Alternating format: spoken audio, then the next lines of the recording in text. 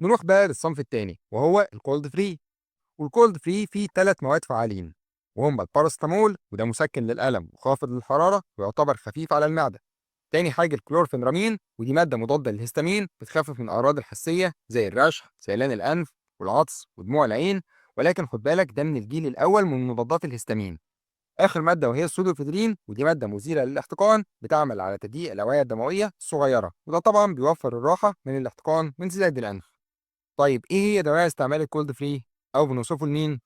طبعا بيستخدم لتخفيف من أعراض البرد والإنفلونزا، زي إنه بيخفف من ألم الجسم، بيخفف من آلام الصداع، بيهدي من أعراض الرشح والحساسية، وبرضه بيستخدم كخافض للحرارة، وبنستخدمه لعلاج احتقان الجيوب الأنفية، وبرضه بيخفف من أعراض حساسية الأنف الموسمية. طيب يا دكتور إيه هي الأعراض الجانبية للكولد فري؟ أو إيه هي أضراره؟ طبعا ممكن يسبب الشعور بالغثيان وده لو أنت أخدته على معدة فاضية.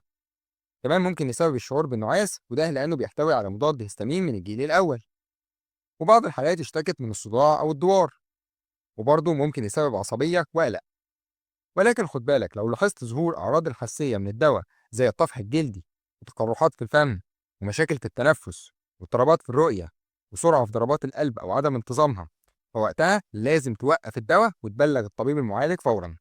الآثار الجانبية دي مش من الشائع إنها تحصل، ولكن لو حصلت لازم تتوجه لأقرب مستشفى ليك. طيب يا دكتور إيه هي موانع استعمال الكولد فري؟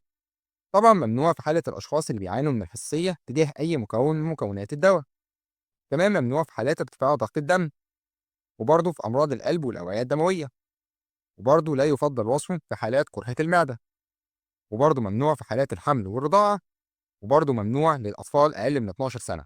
في بقى بعض الناس مسموح ليهم استعماله ولكن يستعملوه بحذر، زي حالات الصرع، تضخم البروستاتا، التباس البول، ارتفاع ضغط العين أو المية الزرقاء، أو في حالات أمراض الكبد أو أمراض الكلى الحادة. طيب يا دكتور إيه هي جرعة الكولد فري أو نستعمله إزاي؟ الجرعة المعتادة للكبار فوق سن 12 سنة بتكون من قرص إلى قرصين من 3 ل 4 مرات في اليوم، بشرط إن الجرعة ما تزيدش عن 8 أقراص خلال 24 ساعة. وطبعا لا ينصح باستعمال الدواء لنزلات البرد والإنفلونزا لمدة أكتر من 10 أيام. طب في حد هيسأل هل الكولد فري ليه بدايل بنفس المواد الفعالة؟ أيوه طبعا. زي مين؟ زي ال 1 2 3، الستال كولد أند فلو، كولد ستوب إن، الكونجستال، الفلوستات، والنوفلو، والرينو كالم. وكل دول يعتبروا بدايل للكولد فري ويمشي عليهم نفس الكلام اللي فات.